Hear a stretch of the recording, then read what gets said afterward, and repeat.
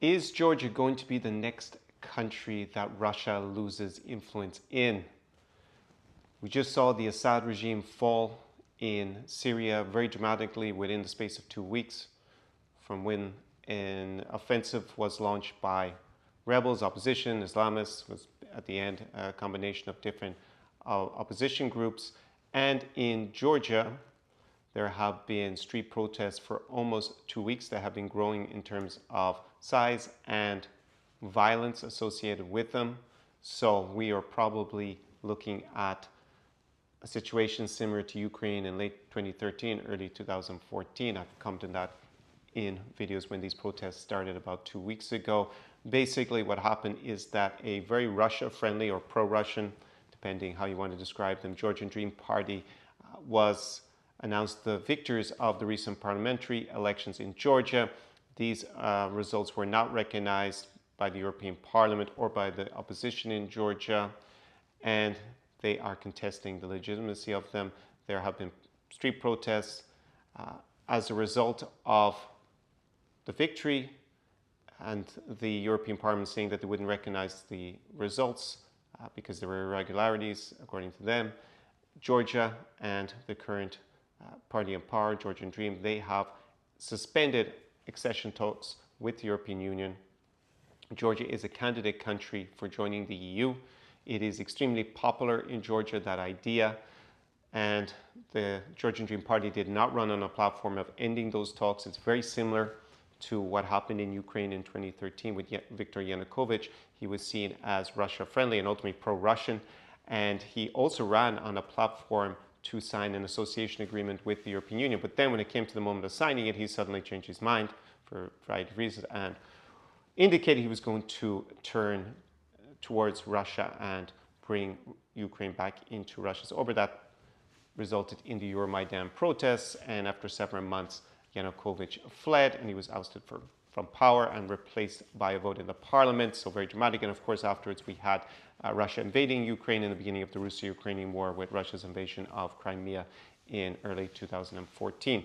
So are we about to see something similar happen in Georgia? The protests have kept going. There is that momentum. I remember back in late 2013, I actually went to Kyiv to see the protests for like a day or two. I was also in the east of the country, in Donetsk and in Zaporizhia at the time. And then later I came back in February 2014, just before the end of the protests and Viktor Yanukovych's overthrow. And when I look at the images there, and I think back to what I saw when I first went to the protests in 2013, so when they were not right at the beginning, but there had been a certain momentum, but still a good bit off from the end game, it reminds me of a similar situation. It wasn't clear whether the protesters would be able to mobilize and continue to mobilize people to go out. It did become increasingly violent in the sense that there were gangs known as Titushki, who were basically thugs hired by Yanukovych's government to go and beat up protesters. Several were abducted, some were even very badly beaten up outside the city. Their bodies dumped, some died. And we are starting to see the same thing happen in Georgia with a lot of this kind of street violence.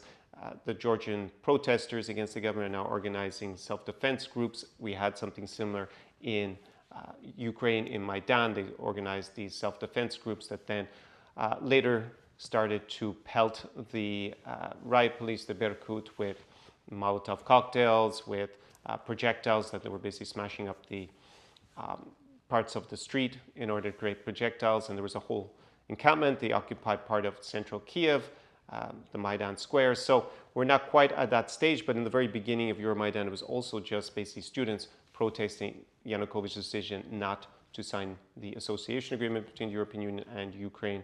And now we have a similar situation in Georgia with widespread protests, not just in Tbilisi, but primarily in the capital every day, in the center, and then becoming more a permanent feature. So the government has a choice. So far, they've just upped their rhetoric and said there will be no compromise.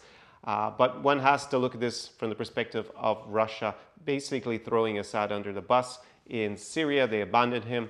And now we have to see what happens with Russia's military and naval bases there, whether they'll be able to negotiate to keep those with the new government, or they will actually have to leave completely and lose that power projection in the Middle East.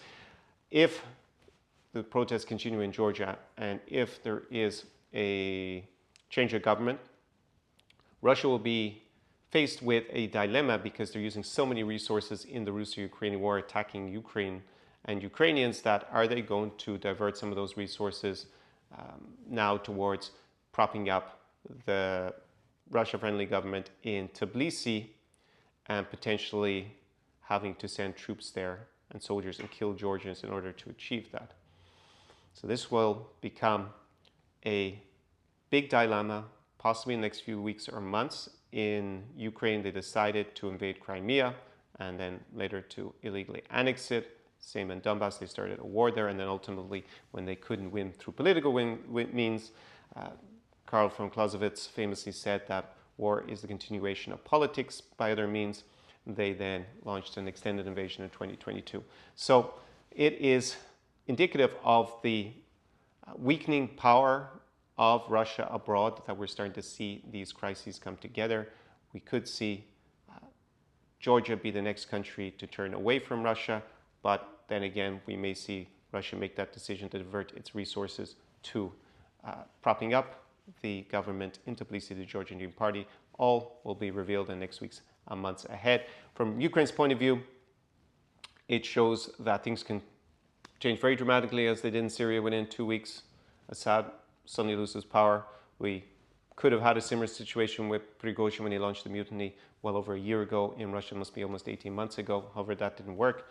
And we're seeing that if Russia has to divert resources towards Georgia and open a second front, that's actually one of the things the Georgian Dream Party has accused the opposition and Ukraine of wanting to stoke in Georgia, that then would further weaken Russia. They're basically not going to have good decisions. They could just intervene to prop up the government. That will have a big political cost. It will again be seen as rightfully as an aggressor in a neighboring country trying to extend their influence and imperial reach. So going to be an interesting few weeks, and all good from Ukraine's point of view to see Russia's allies in trouble. Assad, Georgian Dream.